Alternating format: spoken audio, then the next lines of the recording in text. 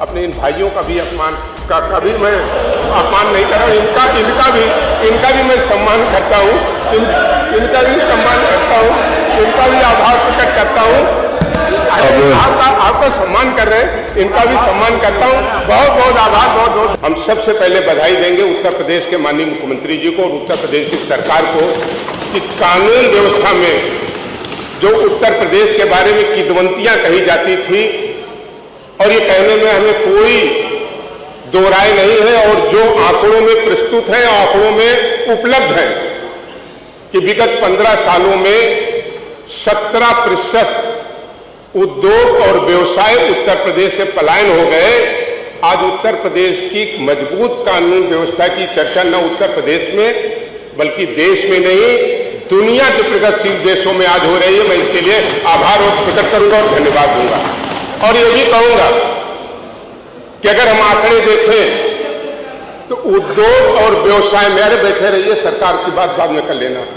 उद्योग और व्यवसाय में आज उत्तर प्रदेश में 29.6% की वृद्धि हुई है। बाहर से अन्य राज्यों से आकर के लोगों ने उत्तर प्रदेश में अपने उद्योग और व्यवसाय को करने का काम किया। मैं इसके लिए भी उत्तर प्रदेश सरकार को बधाई देने का काम करता हूं। माननीय 2047 के विजन की बात हो रही है। अगर हम इस विकास प्रगति को आंकड़ों में देखें तो हम कह सकते हैं कि जो आने वाले 10 वर्ष हैं और इसकी प्रगति को अगर हम गुणात्मक देखें तो हमने जो आपको प्रतिशत बताए, ये प्रतिशत कोई बनाए हुए प्रतिशत नहीं है। 29.6% की जो उद्योग और व्यवसाय में वृद्धि हुई है, अगर इसको गुणात्मक करें तो 10 साल में उत्तर प्रदेश अपनी अच्छी कानून व्यवस्था के लिए ही न केवल राष्ट्र में बल्कि दुनिया के तमाम प्रगतिशील देशों से भी आगे बढ़ने का काम करेगा। इस विजन की मैं सराहना करता हूं। जहां तक मान्यवर दुनिया के बहुत बड़े विचारक ने कहा कि किसी गांव, जिले, कस्बे या राज्य को आगे बढ़ाना हो तो उसको अच्छी सड़कों से जोड़ा जाए। सड़क केवल रास्ते को सुगम और सरल नहीं बनाता बल्कि व्यक्ति के जीवन की रफ्तार को भी आगे बढ़ाने का काम करता है। मैं बधाई दूंगा कि आज उत्तर प्रदेश देश के सबसे ज्यादा एक्सप्रेस देने वाले राज्यों की श्रेणी में खड़ा है। मैं माननीय मुख्यमंत्री जी को बधाई दूंगा। न केवल पूर्वांचल एक्सप्रेस पे बल्कि हम देख रहे बुंदेलखंड एक्सप्रेस पे और आगरा एक्सप्रेस वे जो प्रयागराज से होकर ऊंचा होकर के मेरठ जा रहा है, लगभग तैयार की स्थिति में। इसके लिए भी बधाई देने का काम करूंगा। मुझे लगता है कि एक्सप्रेस वे की अभी ये श्रृंखला रुकी नहीं है। जो विजन 2047 है तो हम कह सकते हैं कि गाजीपुर से लेकर गाजियाबाद तक कोई ऐसे रास्ते और कस्बे और जिले नहीं होंगे जो एक्सप्रेस वे से नहीं जुड़े होंगे। इस पर कल्पना के साथ सरकार बढ़ रही है और हमें पूरी उम्मीद है कि इस कल्पना के साथ जब आगे बढ़ेंगे तो न केवल किसान, न केवल व्यवसायी, न केवल उद्योगपति बल्कि गांव में रहने वाले व्यक्ति की भी कहीं ना कहीं इकोनॉमी में ग्रोथ होगी, वो आगे बढ़ेगा और तमाम व्यवसायों में वो आगे बढ़ सकेगा। मानवर भारत जिसमें हम रहते हैं और जिस उत्तर प्रदेश की सदन में आज एक ऐतिहासिक चर्चा रखी गई है, मानवर देश और उत्तर प्रदेश का कि जो हम सबकी इकोनॉमी की रीढ़ है वो हमारा है किसान, अन्नदाता, जिसकी हम कहें तो उत्तर प्रदेश में ही लगभग 64.6% लगभग भागीदारी है। किसान अपना पूरा जीवन और पूरा सपना अपनी खेती पे देखता था। खेती बर्बाद हो जाती थी, उसका बेटी के विवाह करने का सपना टूट जाता था। खेती खराब होती थी तो बूढ़े बाप के इलाज के लिए भी संकट आता था और तमाम उसके सपने वहीं टूट जाते थे। मैं बधाई दूंगा उत्तर प्रदेश की सरकार कि जिस तरीके से लगातार किसानों के हित में काम करने का काम उत्तर प्रदेश की सरकार ने किया, और मैं भारत सरकार को भी बहुत धन्यवाद दूंगा। पहली बार आजादी के बाद कोई एक ऐसी सरकार आई जिसने अपने बजट का एक बहुत बड़ा हिस्सा उसने इन किसानों के लिए किसान सम्मान निधि के रूप में देने का काम किया। ये एक इतिहास है और इतिहास बनकर के रहेगा, इसे कोई मिटा नहीं सकता। किसान के ऊपर दैविक आपदा आती थी, उसकी फसल नष्ट हो जाती थी। हम धन्यवाद देंगे माननीय मुख्यमंत्री जी को।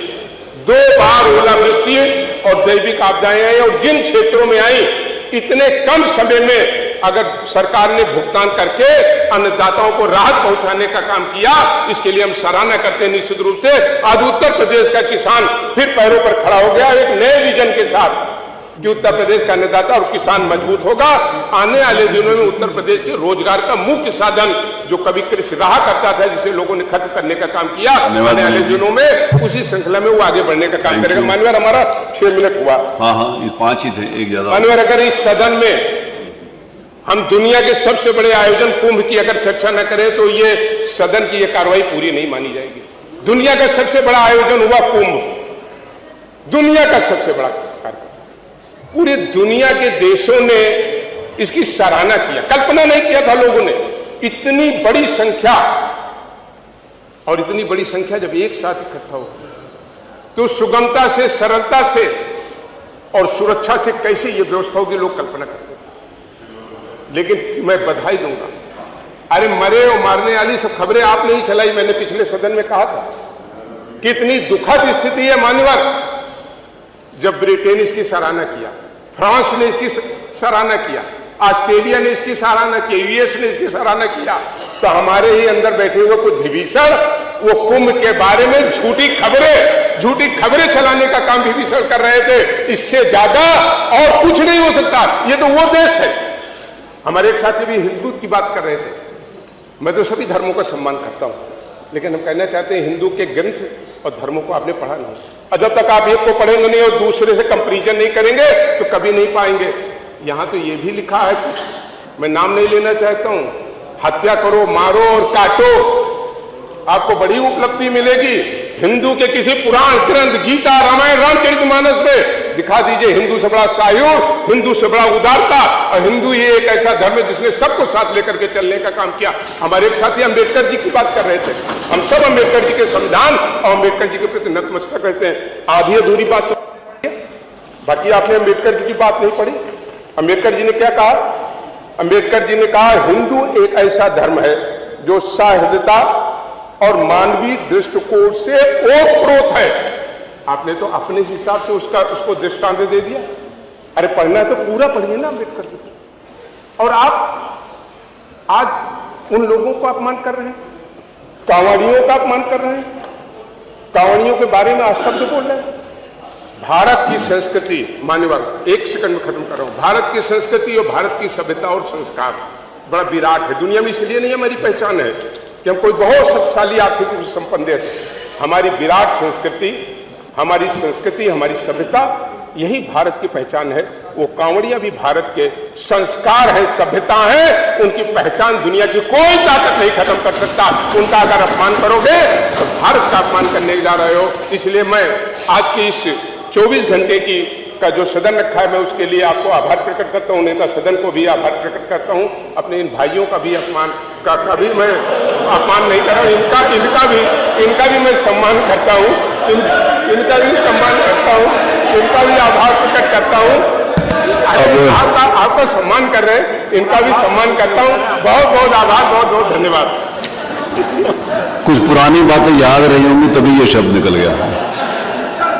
अरे कोई पुरानी बात होगी तभी कुछ बोला होगा, उसमें मैं नहीं बोल सकता। आपस की आप दोनों की बात है।